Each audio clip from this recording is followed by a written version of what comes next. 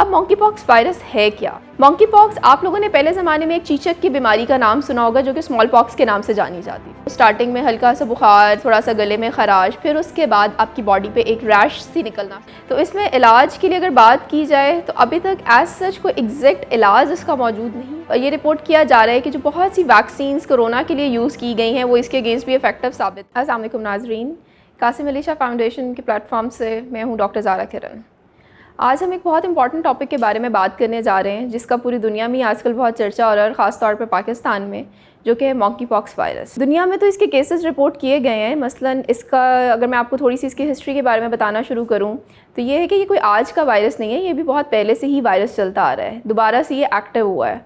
सब कुछ अर्सा पहले ब्रिटेन के अंदर एक पेशेंट आया जो कि अभी नाइजीरिया से ट्रैवल करके आया था, उसके अंदर ये वायरस देखा गया और उसके अंदर तमाम इसकी अलामात ज़ाहिर होना शुरू हुई और उसके बाद पूरे यूरोप में इसके बहुत से केसेस रिपोर्ट हुए, हंड्रेड्स ऑफ केसेस इसके रिपोर्ट हुए।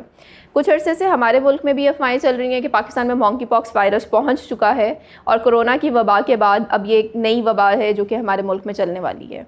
तो जबकि मैं आपको यहाँ पे थोड़ा सा क्लियर करना चाहूँ कि अभी तक की जो रीसेंट हमारे पास इन्फॉर्मेशन है, हमारा जो नेशनल इंस्टीट्यूट ऑफ हेल्थ का इदारा है इस्लामाबाद का, उसके मुताबिक पाकिस्तान के अंदर अभी तक कोई भी केस इसका रिपोर्ट नहीं हुआ। NIH ने, नेशनल इंस्टीट्यूट ऑफ हेल्थ ने इस बात को डिनाई किया है, इस बात से उन्होंने इसको कहा है कि अभी तक कोई भी केस पाकिस्तान में रिपोर्ट नहीं हुआ और वो तमाम अफवाहें जो कि उड़ रही हैं आपकी मीडिया पे, सोशल मीडिया पे, कि एक केस रिपोर्ट हो गया पता नहीं कराची में और कहाँ पे, फिर लाहौर में जिन्ना हॉस्पिटल में भी उन्होंने कह दिया। तो NIH ने इन सब चीज़ों से बिल्कुल मना कर दिया है। उनको कहा है कि उन्होंने नेगेट किया इस चीज़ को कि ये नहीं है, ऐसा कुछ भी नहीं है। अब मॉन्कीपॉक्स वायरस है क्या?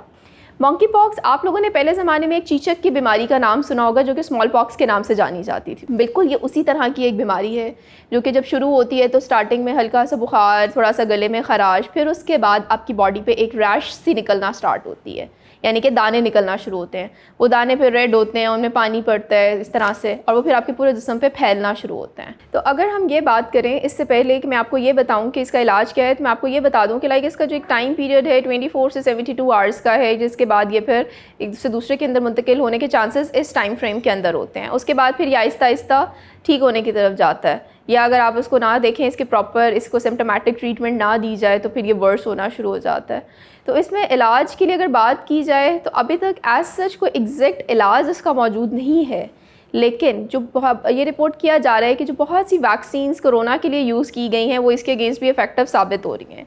बट ये सब बातें अभी तक टेस्ट के अंदर ही, टेस्ट के उस मरहले तक ही हैं।